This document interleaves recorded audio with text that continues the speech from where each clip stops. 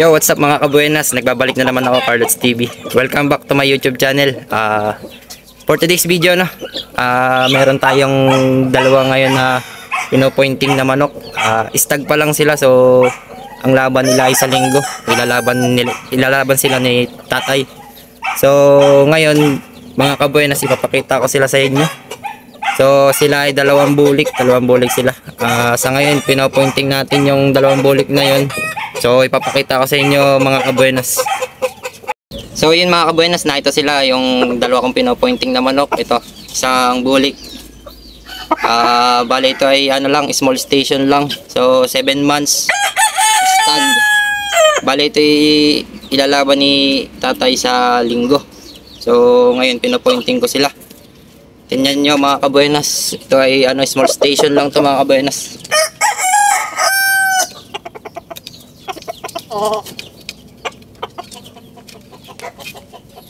Yan mga kabuenas, isang 7 months na bulik. Pinopointing natin to. So pakita ko sa inyo yung pangalawa mga kabuenas. So ayan mga kabuenas, ito naman yung pangalawa. Isang muff na bulik. Bale ito ay medium station naman mga kabuenas. So ito yung pinopointing natin ngayon, kasama yung isang bulik na gold ng kulay. So ito naman mga kabuenas, isang 7 months din na bulik muff. So ayan mga kabuenas, malikot yung kanyang paa. So ito mga kabuenas, makita nyo, 7 months muff bulik.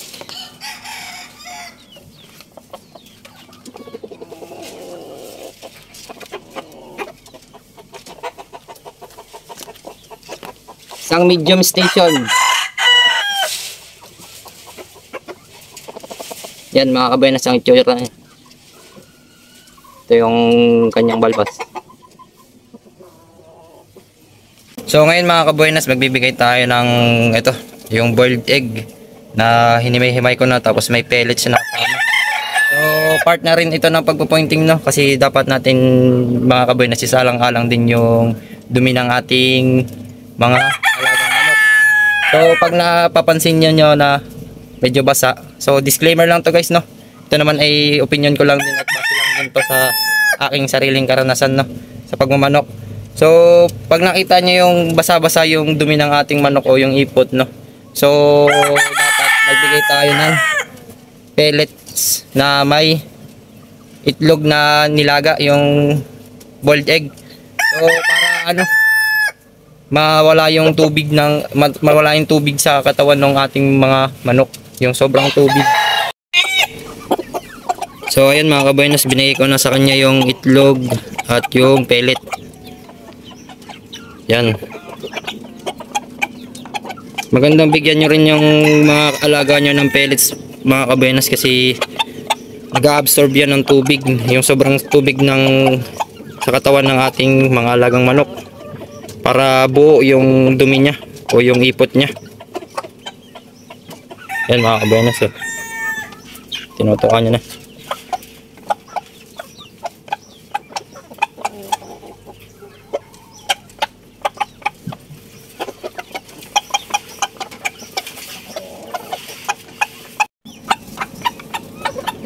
So ayan mga kabuenas, binigyan ko na rin yung pangalawa.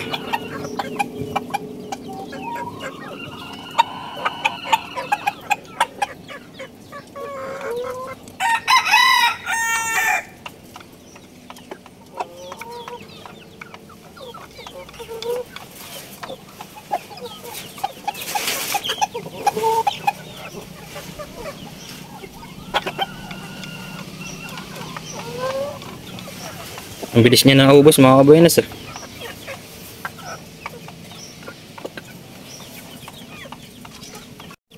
So ayun mga kabuenas, bali isinare ko lang sa inyo yung paraan ko ng pagpo-pointing ng manok. So yun, antayin na lang natin yung linggo, no, kasi lalaban ni tatay.